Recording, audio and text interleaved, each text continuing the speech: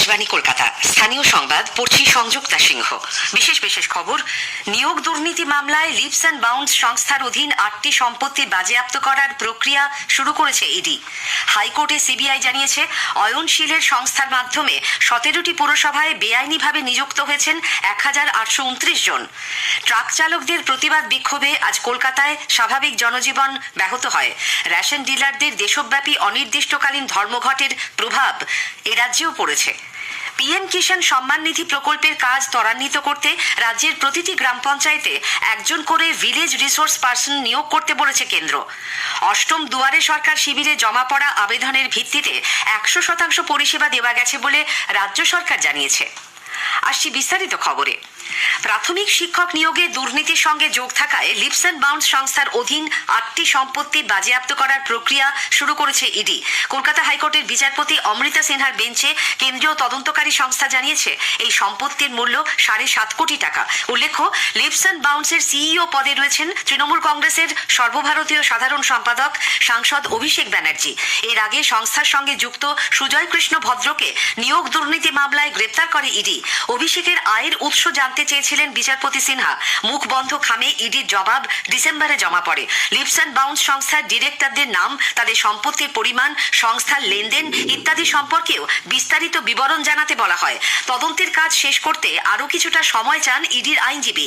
বিচারপতি আগামীকাল সংস্থার যুগ্ম অধিকর্তাকে আদালতে হাজির হতে বলেছেন। ইডির পাশাপাশি সিবিআইও নিয়োগ দুর্নীতি তদন্ত করছে।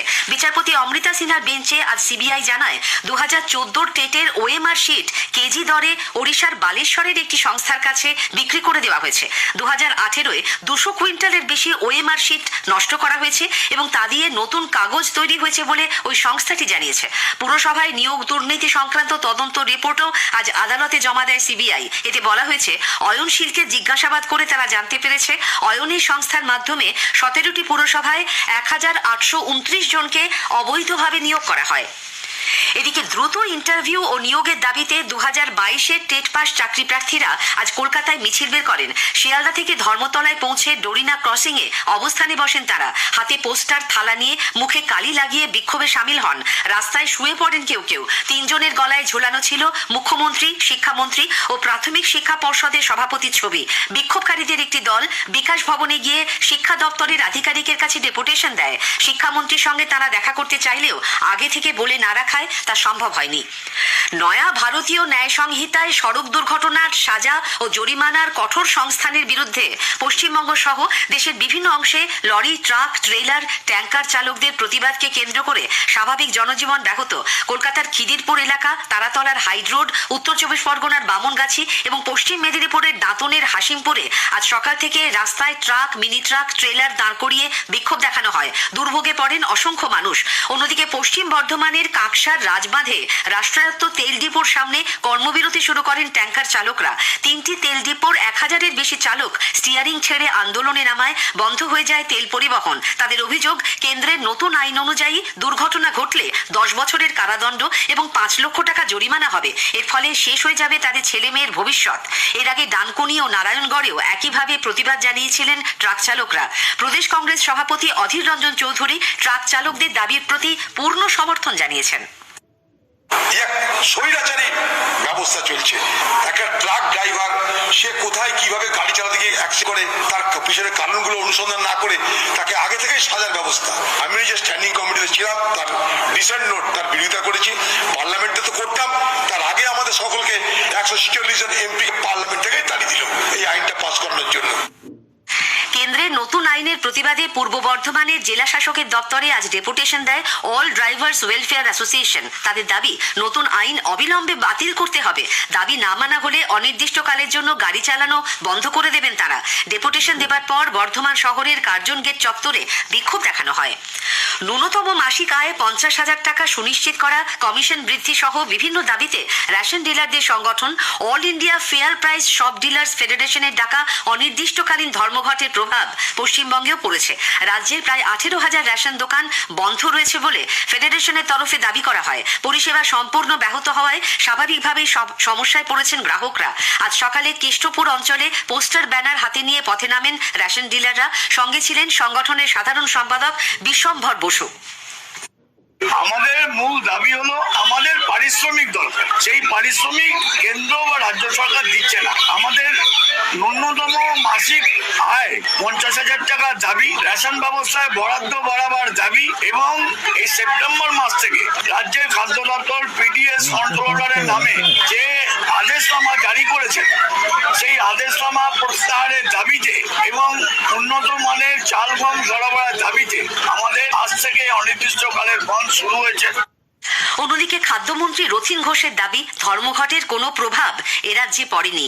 উত্তর চব্বিশ পরগনার বনগাঁর গোপালনগরে আজ তিনি বলেন, রেশন ডিলারদের উচিত কেন্দ্রের কাছে তাদের দাবি দাওয়া পেশ করা। আমরা বলেছিলাম যে দাবি করছেন সেই দাবিটা কেন্দ্রীয় সরকারের কাছে দাবিটা করুন, কারণ ওরা যে অর্থ দেয় তার অর্ধেক অর্থ আমরা দিই। ওরা বিষয়টা বুঝতে পেরেছে এবং যার জন্য আস্তে আস্তে আমার মনে হয় না কয়টা দাগ কাটে। স্থানীয় সংবাদ শুনছেন আকাশবাণী কলকাতা কেন্দ্র থেকে। রাজ্যে পিএম কিষাণ সম্মান নিধি প্রকল্পের অগ্রগতি ত্বরান্বিত করতে প্রতিটি গ্রাম পঞ্চায়েতে একজন করে ভিলেজ রিসোর্স পার্সন নিয়োগ করার জন্য কেন্দ্রীয় সরকার রাজ্য সরকারকে নির্দেশ দিয়েছে। রাজ্যে বর্তমানে 3,342টি গ্রাম পঞ্চায়েত রয়েছে। সেই হিসেবে প্রায় 3,500 ভিআরপি নিয়োগ করা হবে বলে নবান্নের প্রশাসনিক সূত্রে খবর। এই রিসোর্স পার্সনরা গ্রামে বাড়ি বাড়ি গিয়ে কিষাণ সম্মান নিধি প্রকল্পের জন্য জমা পড়া আবেদন এবং বাতিল হয়ে যাওয়া আবেদনগুলি খতিয়ে দেখবেন। অষ্টম দুয়ারে সরকার শিবিরে 5টি প্রকল্পে অনুমোদিত আবেদনের ভিত্তিতে বছরের গোড়াতেই 100% পরিষেবা দেওয়া গেছে বলে আজ নবান্ন থেকে এক প্রেস বিজ্ঞপ্তিতে জানানো হয়েছে। প্রকল্পগুলি হল বিনামূল্যে সামাজিক সুরক্ষা যোজনা, পরিযায়ী শ্রমিকদের নথিভুক্তিকরণ, বিদ্যুতের নয়া সংযোগ, বিদ্যুতের বকেয়া ছাড় এবং উদ্যম পোর্টালে নথিভুক্তিকরণ। বিজ্ঞপ্তি অনুযায়ী এবার দুয়ারে সরকার কর্মসূচিতে 31শে ডিসেম্বর পর্যন্ত 61,170টি শিবির হয়েছিল। ভ্রাম্যমাণ শিবিরের সংখ্যা 41,365। জানুয়ারির 1 তারিখ পর্যন্ত 50,11,327টি আবেদনপত্রের নিষ্পত্তি হয়েছে। অনুমোদন পেয়েছে 49,91,690টি। পরিষেবা দেওয়া হয়েছে 34,77,497 জন আবেদনকারীকে। সুবিধাভোগীদের হাতে পরিষেবা পৌঁছে দেওয়ার জন্য দুয়ারে সরকার কর্মসূচির দ্বিতীয় দফায় আজ রাজ্য জুড়ে 6,704টি শিবিরের আয়োজন করা হয়। এই শিবিরগুলিতে 25,320 জন এসেছেন বলে সরকারিভাবে জানানো হয়েছে। পোর্টালের রক্ষণাবেক্ষণের কাজের জন্য রাজ্য সরকার অনলাইন আইনি বিয়ে নথিভুক্ত করার কাজ সাময়িক বন্ধ রাখার সিদ্ধান্ত নিয়েছে। ওয়েস্ট বেঙ্গল ম্যারেজ রেজিস্ট্রার জেনারেলের অফিস থেকে জারি করা এক বিজ্ঞপ্তিতে জানানো হয়েছে আগামী শুক্রবার পর্যন্ত এই কাজ বন্ধ থাকবে। জন্মদিনটি Narendrapur Ramakrishna mission blind boys একাডেমিতেই আজ পালন করলেন রাজ্যপাল সিভি আনন্দ বোস। দুপুর 1টা নাগাদ সস্ত্রীক ওই স্কুলে পৌঁছন তিনি। কথা বলেন কর্তৃপক্ষের সঙ্গে, ঘুরে দেখেন রামকৃষ্ণ মিশনের বিভিন্ন কাজ এবং ব্লাইন্ড বয়েজ একাডেমির পরিকাঠামো। দিব্যাঙ্গ পড়ুয়াদের সঙ্গে কেক কাটেন রাজ্যপাল, গলা মেলান আগুনের পরশমণি গানের সঙ্গে। প্রতিষ্ঠানকে গভর্নর এক্সেলেন্স অ্যাওয়ার্ড হিসেবে দেওয়া হয় 1 লক্ষ টাকার চেক, সার্টিফিকেট ও স্মারক। স্কুলে মেয়েদের আত্মরক্ষার পাঠ দিতে রাজ্য সরকার বিশেষ প্রশিক্ষণ কর্মসূচি শুরু করেছে। পশ্চিমবঙ্গ সমগ্র শিক্ষা মিশনের আওতায় রানী লক্ষ্মীবাঈ আত্মরক্ষা প্রশিক্ষণ কর্মসূচির সম্প্রতি সূচনা করেন রাজ্যের শিক্ষামন্ত্রী ব্রাত্য বসু। প্রাথমিকভাবে কলকাতার 153টি স্কুলে এই প্রশিক্ষণ শুরু হচ্ছে। গোটা রাজ্যে 250টি স্কুলকে বেছে নেওয়া হয়েছে। পরে ধাপে ধাপে আরও স্কুলকে এই কর্মসূচিতে যুক্ত করা হবে। কলকাতার স্কুলগুলিতে কলকাতা পুলিশ এবং জেলায় রাজ্য পুলিশ এই প্রশিক্ষণ দেবে। নবম থেকে দ্বাদশ শ্রেণীর ছাত্রীদের বাধ্যতামূলকভাবে আত্মরক্ষার পাঠ দেওয়া হবে, যার খরচ বহন করবে রাজ্য সরকার। পূর্ব বর্ধমানের ভাতারে বনপাস শিক্ষা নিকেতন স্কুলে ভর্তির ফি বাড়ানোর প্রতিবাদে অভিভাবকরা আজ স্কুলের সামনে বিক্ষোভ দেখান। শিক্ষক শিক্ষিকাদের আটকে রেখে প্ল্যাকার্ড হাতে চলে বিক্ষোভ। পুলিশ গিয়ে পরিস্থিতি সামাল দেয়। ঘণ্টা দুয়েক পর স্কুলে ঢুকতে পারেন শিক্ষক শিক্ষিকারা। অভিভাবকদের দাবি, অন্যান্য সরকারি স্কুলে ভর্তির ফি এখানকার তুলনায় 50% কম। তাদের অধিকাংশই কৃষিজীবী, তাই 850 টাকা ভর্তির ফি দেওয়া তাদের পক্ষে সম্ভব নয়। পরে ভাতার থানার মধ্যস্থতায় স্কুল কর্তৃপক্ষ ও অভিভাবকরা আলোচনায় বসেন। শেষ পর্যন্ত 350 টাকা দিতে রাজি হন অভিভাবকরা। নতুন বছরের গোড়াতেই দক্ষিণবঙ্গের তাপমাত্রার পারদ বেশ খানিকটা নেমেছে। কলকাতায় আজ সর্বোচ্চ তাপমাত্রা রেকর্ড করা হয়েছে 22.5 ডিগ্রি সেলসিয়াস, স্বাভাবিকের চেয়ে 3 ডিগ্রি কম। সকালের সর্বনিম্ন তাপমাত্রা স্বাভাবিকের 1 ডিগ্রি ওপরে থাকলেও গত কয়েকদিনের তুলনায় তা ছিল কম। উত্তরে বাতাস বইতে থাকায় তাপমাত্রার পারদ নিম্নমুখী। শেষ করার আগে স্থানীয় সংবাদের বিশেষ বিশেষ অংশ আরেকবার।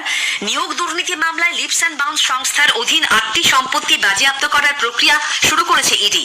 হাইকোর্টে সিবিআই জানিয়েছে অয়নশীলের সংস্থার মাধ্যমে 17টি পুরসভায় বেআইনিভাবে নিযুক্ত হয়েছেন 1829 জন। স্থানীয় সংবাদ শেষ হলো।